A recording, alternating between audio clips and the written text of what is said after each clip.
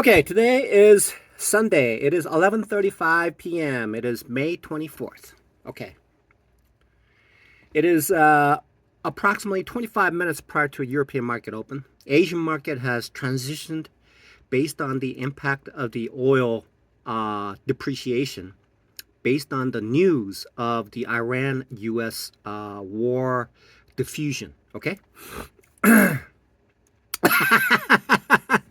So, I just finished off some chili and Dorito chips and a couple of Oscar Mayer hot dogs and what else? That's it. If I had a little cheese, I would have sprinkled a little bit on it. Oh, and the Italian bread. Okay, I used to eat French bread, then I discovered the Italian bread. See, the Italian bread has uh, has the outer crust removed, which the French bread has. I believe what French bread does is it has like a coating of egg white on it, so it makes it crispy. But the Italian bread is soft all around, right? So it's mushy everywhere. So, so I was watching this YouTube video of this guy. He is a Sergeant Curtis. He has his own YouTube channel. He used to be a police officer, right? And so, in one of the episodes, an Arkansas trooper makes a huge discovery, okay, during traffic stop. That's what it said. Literally, that's what it says. So they were in this Hyundai, and the female was driving, and the male was in the passenger seat.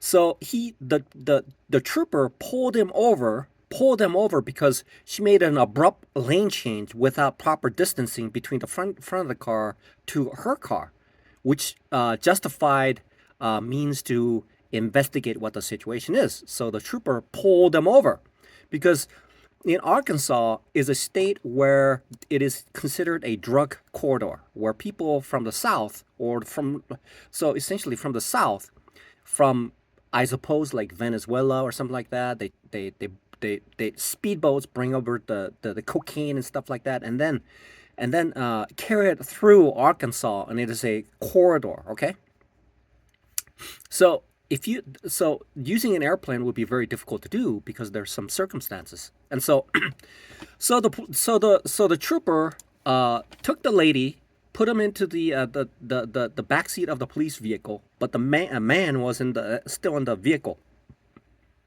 front of the vehicle. So he started asking this woman questions. Hey, and she was very nervous. And the trooper says, "Hey, why are you nervous?" And she goes, "Oh, I'm just tired." She's changed her story. And then, so the trooper, so she started saying something about her, like being on probation, and then something like that. Okay. Now, when I heard that, I thought, "Whoa, that is so similar to my situation." Okay, because I am on probation. And then this Sergeant Curtis talks about this thing where he says that if somebody is on probation for a felony, their rights are limited, and so they can search whatever they want because there's a clause that written into the documentation of the probation. Okay, so they say that you cannot hang around with other felons. You don't have your Fourth Amendment rights, which means the right to right to privacy. You don't have any right to privacy. Okay. So whatever I do, which I am, right? I am a convicted felon for grand theft, okay? Because I have these two siblings who lied and got me in this situation, okay? It's a difficult to believe. It's very, very difficult to believe. But let's put it this way: they don't believe in God, but I believe in God. Okay, let's just put it that way. Okay, and let's see who's telling the truth. So, all right. But the courts, they don't. Anyway, so it's yeah. Anyway, so this Sergeant Curtis is talking about how now she's in big trouble, and she knows it too. She knows it. Okay, she almost knew, but she, in the back of her mind, she hasn't been caught yet. Okay, and so even though that thought is like flashing before her eyes, right? I mean, in her mind, that thought is like running through her mind. So this trooper asks him, "Hey, do you mind if we search the car?" Okay, and she says she doesn't she doesn't know, which means that she's refusing. So they call the canine. So the canine is trained to detect these things, and the Sergeant Curtis is saying what's going on. And so then he says, so the canine comes over, right? So their stories don't match either, right? So they're saying, well, they're doing this and this and this together, so their stories don't match. And so then finally, the canine arrives, and then the Sergeant Curtis says, these are highly trained police officers and canines, and they apparently do like certifications or something like that for specifically that kind of activity. And so then, and he says, you better not have that dog sit down around the car. That's what the Sergeant Curtis says, right? So the canine unit, the officer brings this dog and runs around it, right? And then the dog sits down twice, once on the passenger side, once right in the middle. That is a confirmation that they're carrying some sort of drugs as part of the legitimacy of the drug corridor that they're doing, right?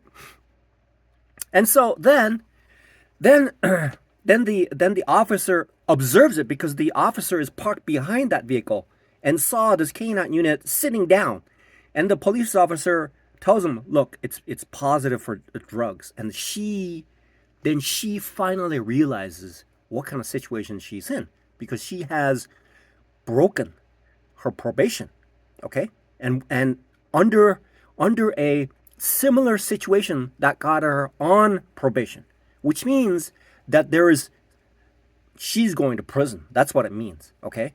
That probation is revoked, and she's going to prison, and she knows it. And then she goes, oh my God, right? Oh my God! So life is flashing before her eyes, and she may never come out of that prison, ever, okay? She may never come out of that prison because she made a mistake. She made a mistake. She thought it's like she's doing something.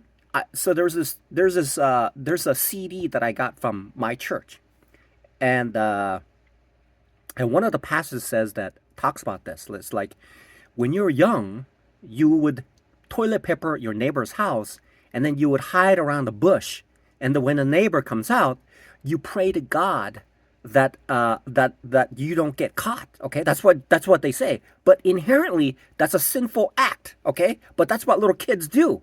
And so she is in big trouble. Okay, and she knows it. Okay, when that officer said, "Look, it's positive for drugs," and that guy said he was yours, and then she said he was his, and then Sergeant Curtis says, that's what they do. They normally do that. Okay? Then she realizes that she is in horrendous situation. Okay? Then I thought to myself, as a traitor, okay, not as a convicted felon, okay? Not as a convicted felon, okay? Because I don't do that stuff. On mine, I can't drink alcohol. I cannot leave the state, okay? And anybody can go through my PC, whatever they want. They can search it, okay? They can search my car if they want, okay? They could take my blood if they want, okay? There's no problem. There's no problem, okay? Come on over. I'll invite you. Come on over. I'm inviting anytime, okay? I survived 5.5 years, okay? I work in a restaurant where they use a wine, okay, red wine, which is alcoholic, to make stroganoff. So I have to spray alcohol on it, right? So I lived through that. And then after work, I would go to the homeless shelter, and the priest and the pastor who's there would sniff and say, "Oh, it smells like alcohol or something." Well, I work at a restaurant and I use that, okay? I don't drink it, okay? I don't, all right? As not like Governor Newsom, okay? Newsom, okay? Not like him. I don't say that. I say, as God as my witness, okay? So I know what she's talking about. I know why. Not because of being a felon, because I was there multiple times. Why? Here's the situation, okay? Here's the situation. I'm at 7%, okay? I did that. I did what she was feeling. I know precisely how she feels. I know. I don't have to be on probation and broken probation to know exactly what she's going through. Okay? So I was at 7% last week. Okay? I was at 7%. Literally meant. Okay? It literally meant that I was a instant millionaire when I got one more percent. Okay? That's what the situation I was in. I was at 7%, and I would have been a millionaire, multi-millionaire. Okay? Because I knew that if I reached 8%, I'm going to pass phase 1. And then if I pass phase 1, phase 2 is a gimme. It's a given. And then when I pass phase 2, I know that payout 1 and 2 are a given. I know it. It was sitting in the back of my mind. Okay? I knew it. And then I made a 0.25%.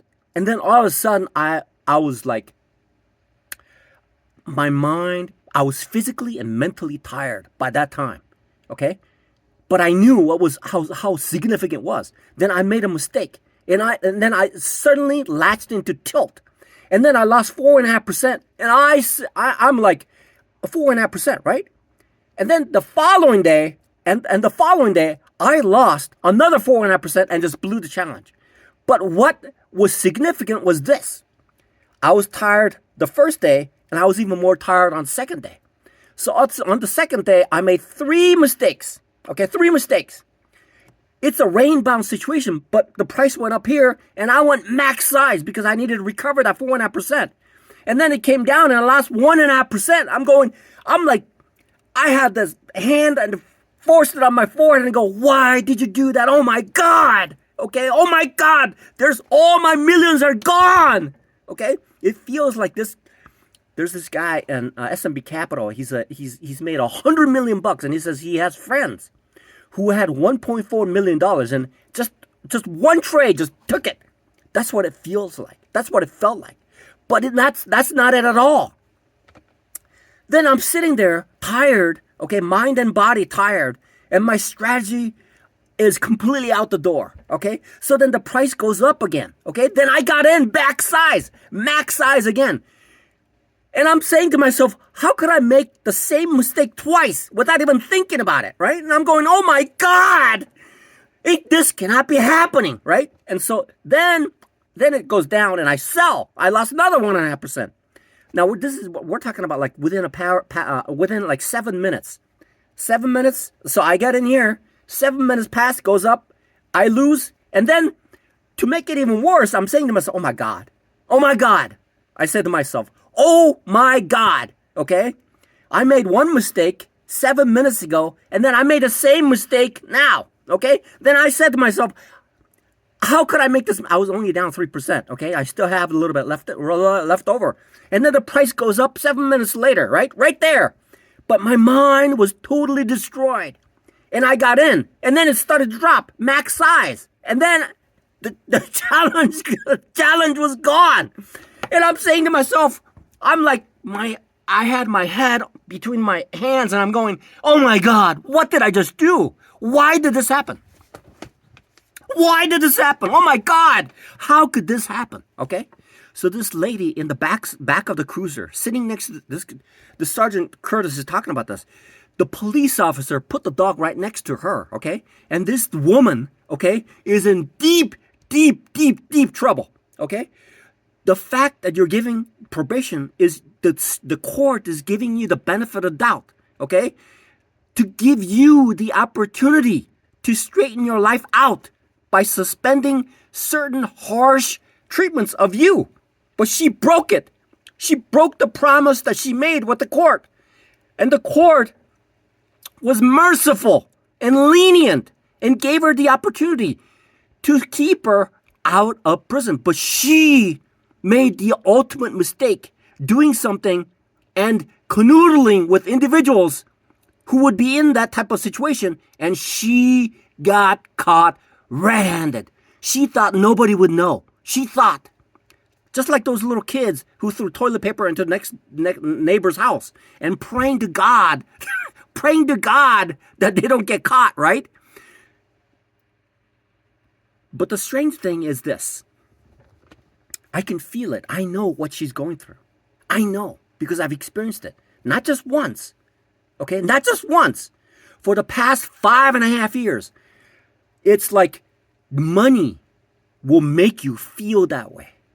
You don't. You really, trading is essentially, it is everything merged together. You don't have to go to Venezuela to use illegal drugs. You don't. Because the stage is set. The stage is set in trading to provide all the excitement that the possible physical world could provide in trading. You don't have to go to Venezuela, okay? You don't.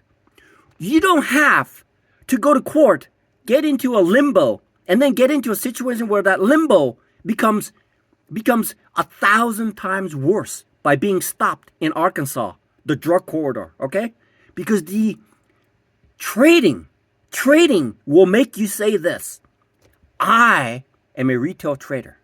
I said this many, many times for the past 5.5 years. I know exactly what she's feeling. I don't have to do whatever she did. I don't have the same situation as she is and did the same thing over again to know what she's feeling. I know precisely what she's feeling at that moment because last week I was at 7%. Lost 4.5% that day, and then the next day I lost another 5% and blew the challenge. Okay?